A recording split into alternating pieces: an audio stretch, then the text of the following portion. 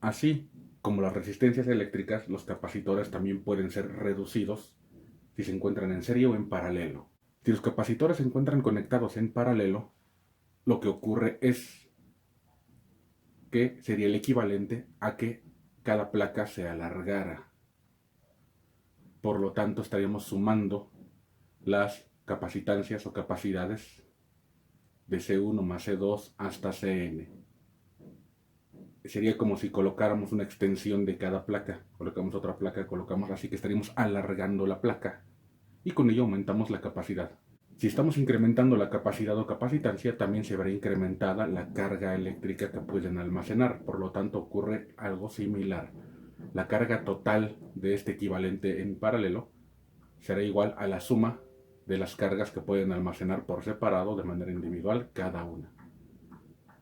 Como resulta evidente en cuanto a los voltajes de los capacitores, el voltaje total será igual al voltaje 1 o igual al voltaje 2 e igual al voltaje n, pues es el mismo voltaje por encontrarse en paralelo. Entonces, al tener un arreglo de capacitores conectados en paralelo, podemos reducirlos a un solo capacitor con valores de C total, que será la suma de los capacitores individuales, que puede almacenar carga Q total, que es el valor de la suma de las cargas individuales, y con un voltaje total que será igual al voltaje, no a la suma, sino a cualquiera de los voltajes porque están en paralelo. Cuando conectamos nuestros capacitores en serie, ese arreglo puede ser reducido a un solo capacitor siguiendo la siguiente fórmula, donde la capacidad o capacitancia total será igual al inverso de la suma de los inversos de los capacitores individuales. En cuanto a la carga, lo que ocurre es que la carga Q total será igual a Q1 igual a Q2, es decir, la carga total será igual a la carga que puede almacenar cada uno de los capacitores de manera individual, independientemente de su valor de capacitancia. Esto es debido a que la cantidad de electrones que se encuentra en cada placa es finita o limitada y no pueden atravesar el dieléctrico que se encuentra en medio. En cuanto al voltaje, sabemos que el voltaje total entre dos puntos en elementos en serie sería igual a la suma de los voltajes de dichos elementos en serie. Por lo tanto, el voltaje total será igual a la suma de los voltajes individuales de cada capacitor. Recapitulando, notaremos que las fórmulas de serie y paralelo para reducción de capacitores en su fórmula principal de capacidad o capacitancia será al revés que con la resistencia eléctrica, porque recordamos que en la resistencia eléctrica en serie R total es igual a la suma de resistencias, y en el capacitor eso ocurre en paralelo. En una resistencia eléctrica en paralelo, la resistencia total equivalente será igual al inverso de la suma de los inversos. Aquí eso ocurre en serie, es decir, para el capacitor se invierten esas dos fórmulas principales. Hagamos un ejemplo. Supongamos que tenemos este arreglo de capacitores y nos solicitan obtener la carga almacenada y el voltaje de cada uno de los capacitores. Comenzaremos por reducir el arreglo del lado derecho, es decir, C3 con C4. Se encuentran en paralelo. Sus capacitancias o capacidades se van a sumar, dando como resultado 2 microfarads para ese arreglo, para esa capacidad, ese capacitor equivalente 1. Ahora ese capacitor equivalente 1 va a estar en serie con C1 y con C2. Obtendríamos entonces el valor de la capacitancia total, que es el inverso de la suma de los inversos, que es igual a 8 por 10 a la menos 7, es decir, 0.8 microfarads. Ahora tenemos la capacitancia total. ¿Cómo es la capacitancia total respecto a capacitores en serie?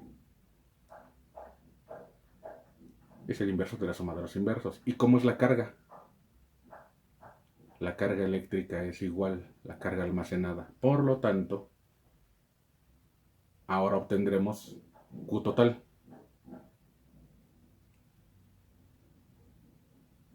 Ahora recordemos que Q es igual a C por B.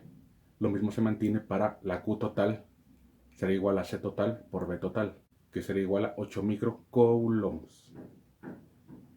Al tener la carga total del único capacitor que quedó en el circuito, al regresarnos al circuito que la C total la obtuvimos a partir de una operación en serie, nos vamos a nuestras fórmulas que dicen que en serie la Q total será igual a Q1 igual a Q2 igual a Qn. Eso significa que esta Q total será igual a la Q1 igual a la Q2 e igual a la Q equivalente 1. Al tener Q1 y Q2 podremos obtener los voltajes. Pues ahora vemos que, retomando la fórmula Q es igual a C por B, la podemos traducir a Q1 es igual a C1 por B1. Despejamos el voltaje y obtenemos que el voltaje del capacitor 1 será igual a la carga del capacitor 1 sobre la capacitancia 1. La carga ya la tenemos, así que 8 microcoulombs entre 4 microfarads, micro con micro se va, 8 entre 4, 2 coulombs sobre farad nos va a dar volt. Así que el voltaje del primer capacitor será de 2 volts. Aplicamos lo mismo para el segundo capacitor. Aplicamos la misma fórmula y obtendremos un valor de 4 volts. En este circuito en particular, sabremos que si este capacitor consume 2 volts y este capacitor consume 4 volts, 10 volts menos 4 menos 2, nos quedarán 4 volts. 4 volts que estarán siendo repartidos para estos dos capacitores porque es el mismo voltaje por estar en paralelo. Colocamos los valores que hemos calculado hasta ahora. Dejamos plasmadas las fórmulas de la capacitancia equivalente 1, que fue estas dos en paralelo. Sabemos que la carga equivalente 1 era de 8 microcoulombs y el voltaje equivalente 1 era de 4 volts por la exclusión que acabamos de hacer. Pero este voltaje sería igual a V3 y a V4. Y utilizando nuevamente nuestra fórmula de Q es igual a C por B, obtendremos que la carga Q3 será igual a 6 microcoulombs y la carga Q4 será igual a 2 microcoulombs. Podemos utilizar las fórmulas del lado izquierdo a manera de comprobación. ¿Cómo? Analicemos que C3 y C4 se encuentran en paralelo, así que nos vamos a nuestro apartado en paralelo. ¿Cómo es la carga total en paralelo? Es la suma. Por lo tanto, Q3 más Q4 será la carga Q de este capacitor equivalente. Así que 6 más 2 son 8 microcoulombs. Ahora ese arreglo estará en serie con los anteriores, con C1 y con C2. ¿Cómo son las cargas en serie? Son iguales. Por lo tanto, 6 más 2 son 8, que es igual a 8, que es igual a 8 en el arreglo en serie. Sin embargo, nótese que en este análisis de este ejercicio tenemos una fuente de corriente directa y no involucramos para nada valores de intensidad de corriente. Esto se debe a lo siguiente. Cuando tenemos nuestro capacitor conectado a un circuito que es alimentado por corriente directa, sabemos que solo durante los primeros instantes de cerrado el circuito fluirá intensidad de corriente. Sin embargo, el tiempo de carga de un capacitor es pequeño. ¿Qué tan pequeño? Puede ser del orden de los micro o incluso de los nanosegundos. Así que si tenemos un circuito electrónico y está alimentado por corriente directa, si no estamos dentro de los primeros instantes de conformado el circuito, después de esos primeros instantes el capacitor ya tendrá toda su carga almacenada y eso implica que no fluirá intensidad de corriente a través de él. No nos confundamos, existe un voltaje entre sus terminales y ya tendrá una carga Q almacenada, pero no fluirá intensidad de corriente porque ya está cargado. Tenemos el siguiente circuito. Dicho sea de paso, este es un circuito llamado RC, debido a que tiene resistencias y capacitores. Este circuito está alimentado por una fuente de corriente directa y nos solicitan estos valores: las cargas de los capacitores Q1, Q2, el voltaje de cada componente y la intensidad de corriente que fluye a través de cada componente. Así que recordemos que si no nos mencionan que estamos en los primeros instantes del circuito, los capacitores ya están cargados. Eso significa que ya no fluye intensidad de corriente a través de los capacitores, por definición. Entonces podemos decir de inmediato que IC1 será igual a 0 amperes e IC2 será igual a 0 amperes. Entonces podemos reemplazar a los capacitores por circuito abierto, y esto es importante. un capacitor conectado en un circuito de corriente directa, a menos que esté en los tiempos de carga o de descarga, tendrá un modelo equivalente a un circuito abierto. En este circuito en particular, eso significaría que la intensidad de corriente que fluye por R1 también será de 0 amperes. Y utilizando la ley de Ohm, veremos que el voltaje que consume R1 será de 0 volts y lo anotamos. Y como ya hemos visto en videos anteriores, el hecho de que una resistencia no consuma voltaje significa que lo podemos reemplazar por un modelo equivalente de un circuito cerrado. Y al hacer ese reemplazo, observamos que el voltaje entre las terminales del capacitor 1 será igual a 9 volts. Esto debido a lo que yo llamo la prueba del multímetro imaginario. Imaginemos que tenemos un voltímetro y sus terminales son los láseres en este caso. Y si quisiéramos medir el voltaje entre estos dos puntos, al ser el mismo alambre todo este apartado, yo puedo mover la punta del voltímetro hasta acá. Y lo mismo hago con la parte inferior. Como la resistencia se comporta como alambre, como un circuito cerrado, debido a que no consume voltaje, también puedo hacer esto. Y por eso el voltaje del capacitor 1 será igual a 9 volts.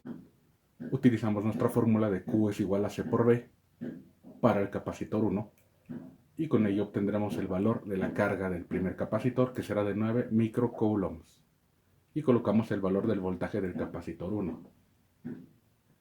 Nótese que el hecho de que no fluya intensidad de corriente a través del capacitor no significa que no haya voltaje. Eso es motivo de confusión para muchos, ya que en el caso de la resistencia eléctrica, si no fluye corriente, no hay voltaje.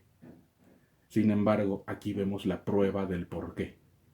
Para una resistencia eléctrica, si no fluye corriente, si la corriente es de 0 amperes, el voltaje es de 0 volts, pero eso obedece a la ley de Ohm, que relaciona V es igual a I por R.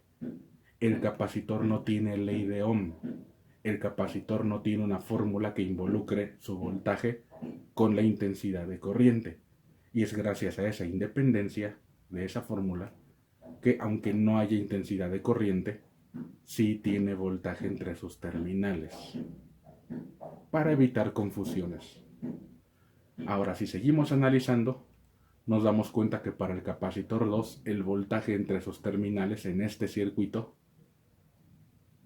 también es de 9 volts por la misma prueba del voltímetro imaginario.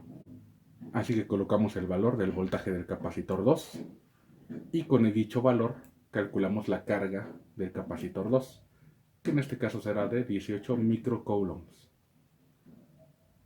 Ahora, en este circuito, si hiciéramos el diagrama de intensidades de corriente, nos percatamos de que la intensidad de corriente total sale de la fuente, no puede bajar porque está el circuito abierto.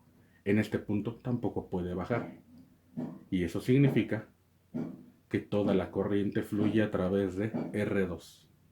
C1 y C2 se convirtieron en circuitos abiertos. Así que, para finalidades de R2, sería como si tuviéramos este circuito equivalente. C1 vive aquí, entre estos dos puntos. C2 está aquí, pero no nos estorban. Así que colocamos el valor de VR2, su voltaje es igual a 9 volts, y con ese valor calculamos la intensidad de corriente que fluye a través de R2, que será de 4.5 miliamperes. Y con eso terminamos el ejercicio.